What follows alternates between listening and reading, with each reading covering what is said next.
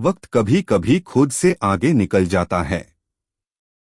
कबीर और अनाया के बीच जो कहानी एक बालकनी के दो किनारे से शुरू हुई थी, अब वो एक नई लाइन लिखने को तैयार थी।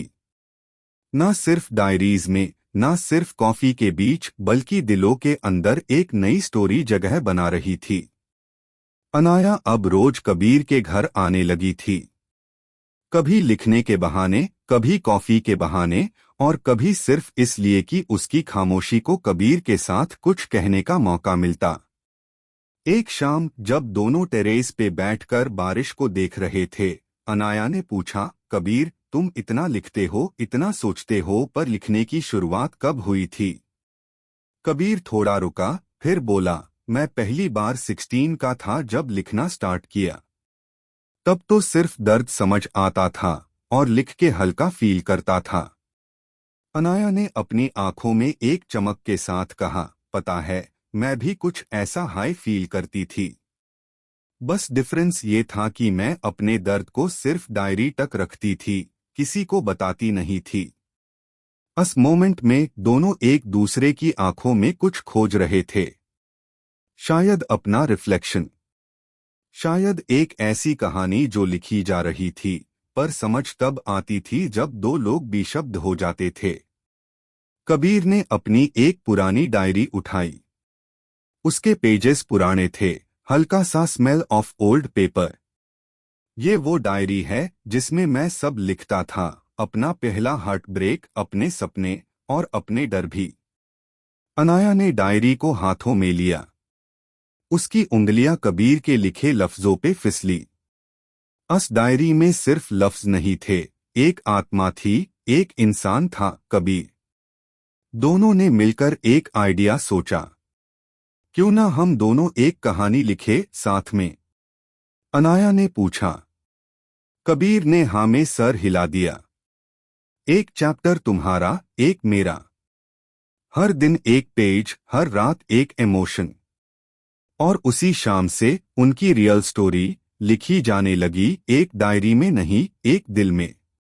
बालकनी से टेरेस तक, डायरीज से एक बुक तक। अनाया और कबीर अब एक दूसरे के राइटर्स नहीं, एक दूसरे के कैरेक्टर्स बन गए थे। To be continued in episode 32।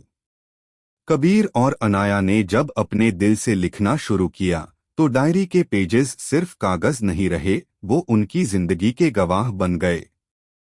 हर नया पेज उन दोनों के बीच की अंडरस्टैंडिंग को एक नई गहराई दे रहा था।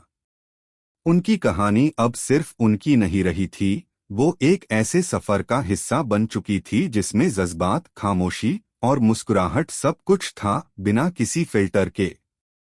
एक शाम कबीर ने एक पेज लिखा और अनाया को दिया। उसमें लिखा था, क्या तुमने कभी किसी की आंखों में अपना घर देखा है? मैं रोज देखता हूं, जब तुम मेरी तरफ देखकर मुस्कुराती हो। मुझे लगता है जिंदगी रुकी नहीं, बस ठहर गई है तुम्हारे पास।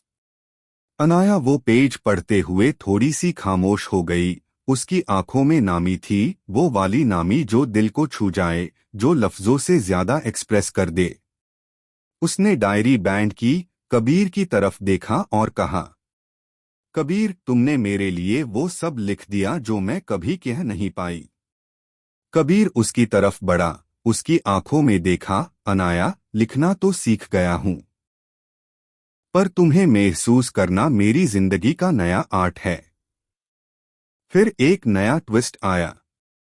अनाया ने कबीर से कहा, मुझे एक ईमेल आई है, एक पब्लिशिंग हाउस से। उन्होंने मेरी पुरानी डायरी ब्लॉग पढ़ी थी और वो चाहते हैं कि मैं उनके साथ एक बुक लिखूं, मेरी पर्सनल कहानी पर। कबीर ने कुछ देर सोचा, फिर उसने मुस्कुराते हुए कहा, तो लिखो। अपनी कहानी दुनिया को बताओ। शायद उनके दिल भी उतने हाई टच चुके हो जितने तुम्हारे थे, और तुम्हारा लिखा उनका मरहम बन जाए। अनाया रुकी और एक और बात बोली जो कबीर को थोड़ा झटका दे गई। लेकिन कबीर, वो चाहते हैं कि मैं मुंबई शिफ्ट हो जाऊं, कम से कम 1 साल के लिए। उस मोमेंट में कबीर की कॉफी ठंडी पैट गई और उसकी आंखों में पहली बार दार था। उसने कुछ नहीं कहा, बस थोड़ा सा उसकी आंखें झुक गई। अनाया ने उसका हाथ पकड़ा। मैं सिर्फ शिफ्ट नहीं कर रही, मेन ग्रो कर रही हूं। पर इसका मतलब ये नहीं कि मैं तुमसे दूर हो जाऊंगी। कबीर ने थोड़ा टाइम लिया, फिर बोला, जाना जरूरी है तो जाओ। लेकिन डायरी में तुम सिर्फ ऑथर मैट बनना, मेरी को राइटर भी रहना।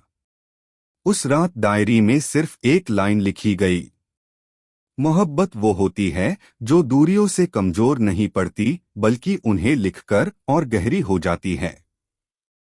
कबीर बालकॉनी में अकेला था और अनाया अपनी पैकिंग में बिजी थी।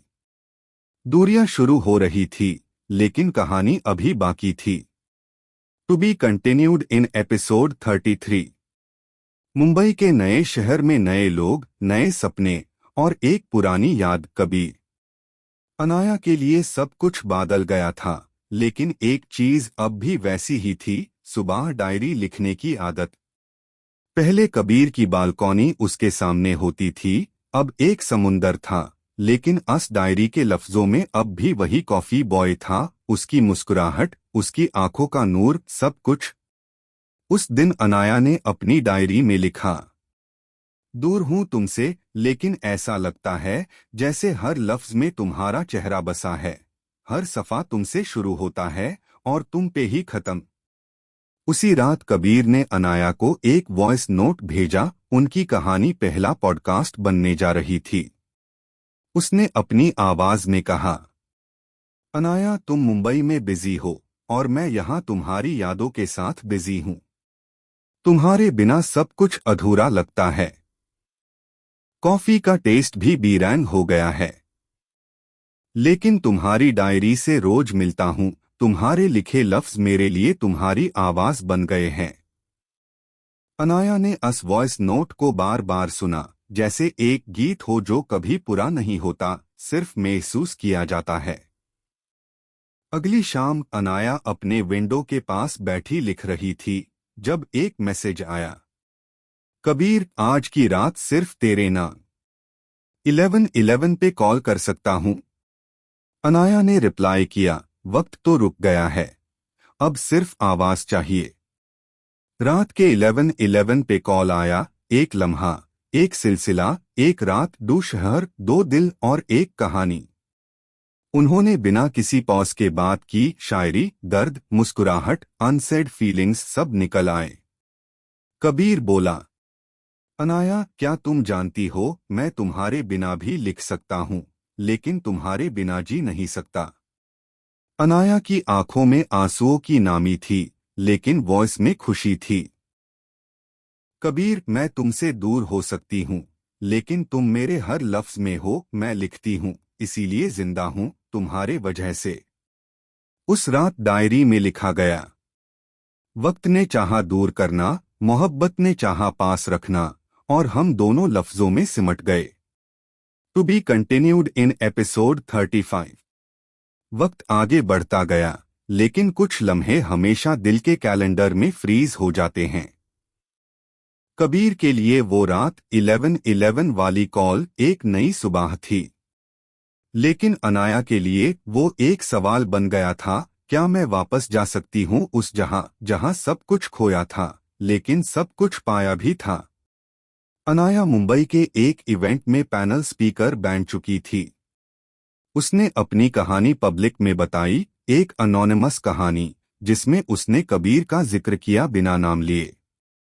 ऑडिटोरियम में सब खामोश थे जब उसने कहा, कभी कभी जिंदगी में एक ऐसे इंसान से मिलते हो जो तुम्हें लिखना सिखाता है, और एफआईआर तुम खुद को जीना। मेरे जीवन का हीरो कोई नहीं जानता, पर मैं जानती हूँ कि अगर मैं आज यहाँ हूँ तो उसकी वजह से। उस स्पीच के बाद एक क्राउड मेंबर ने पूछा, क्या आप कभी उस इंसान के पास लौटेंगी?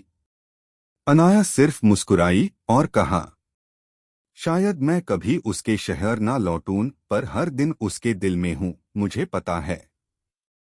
2 दिन बाद कबीर ने एक पॉडकास्ट पब्लिश किया, क्या तुम वापस आओगी? उस पॉडकास्ट में उसने सिर्फ एक कहानी सुनाई, एक लड़की जो लिखती थी, और एक लड़का जो सिर्फ उसे पढ़ता था। उसने कहा, अगर तुम सुन रही हो तो सिर्फ एक बार लिख देना, मैं वापस आ रही हूं। शायद दुनिया ना समझे, पर मुझे हर लफ्ज में तुम्हारी आवाज सुनाई देती है। उस रात डायरी खुली थी, लेकिन कलम चल नहीं रही थी। अनाया ने लिखने से पहले सिर्फ एक चीज की, कबीर का पॉडकास्ट फिर से सुना। आंखों से आंसू टपके और उसने अपने डायरी में सिर्फ एक सेंटेंस लिखा, मैं वापस आ रही हूं, कहानी को फिर से जीने के लिए। To be continued in episode 36। Kabir के लिए वो सुबह एक नॉर्मल दिन थी, या शायद उससे सिर्फ वही दिन नॉर्मल लगता था जब अनाया के बारे में सोचना रूटीन बन चुका था। लेकिन उस दिन कुछ अलग था। बारिश हो रही थी, बिल्कुल उस दिन जैसी जब अनाया ने पहली बार कहा था, मुझे कॉफी से ज्यादा तुम्हारी बातों का नशा चढ़ जाता है। कबीर ने अपने स्टूडियो का दूर खोला, माइक ऑन किया, लेकिन पॉडकास्ट रिकॉर्ड नहीं हुआ। दिल बात करना चाहता था, पर लफ्ज कंफ्यूज्ड। तभी एक नॉक सुनाई दिया, धीरे से, एक दो बार। कबीर ने दरवाजा खोला और सामने अनाया, वही डायरी हाथ में, एक छोटी सी स्माइल चेहरे पे, और आंखों में वो सब बातें जिन्हें कहने के लिए शायद एक जिंदगी भी कम बैठ जाए। कबीर फ्रोजन। सिर्फ एक ही लफ्ज निकला, तुम। अनाया ने सिर्फ इतना कहा, पॉडकास्ट में कहा था ना। मैं वापस आ रही हूं तो आ गई। उस पाल में सब कुछ ठहर गया। पिछले सभी दिन, वो सब लेटर्स जो भेजे नहीं गए, वो सब पोएम्स जो लिखी गई थी लेकिन सुनाई नहीं गई, सब एक साथ लौट आए। कबीर ने उससे अंदर बुलाया, दोनों काउच पे बैठे। साइलेंस था, लेकिन उस साइलेंस में सिर्फ ऑकवर्डनेस नहीं, एक सुकून था। कबीर ने पूछा, इतना वक्त क्यों लग गया? अनाया ने डायरी खोली और एक पुराना पेज दिखाया जहां लिखा था, जब मैं खुद से मिल जाऊंगी तब उसके पास लौटूंगी जिसे मैंने कभी खुद से ज्यादा चाहा। अनाया ने कहा, मुझे तुमसे मिलने के लिए पहले खुद से मिलना जरूरी था, कबीर। कबीर ने कॉफी बनाई, दोनों ने पहली बार बिना बात के कॉफी पी। आंखों में बातें और हाथों में डायरी। फिर अनाया बोली, मैं अब लिखना नहीं चाहती। कबीर थोड़ा शॉक्ड, क्या? क्यों? अनाया ने डायरी बैंड करते हुए कहा, क्योंकि अब मुझे जीना है, और इस बार तुम्हारे साथ। उस पाल बारिश ज्यादा जोर से गिर रही थी।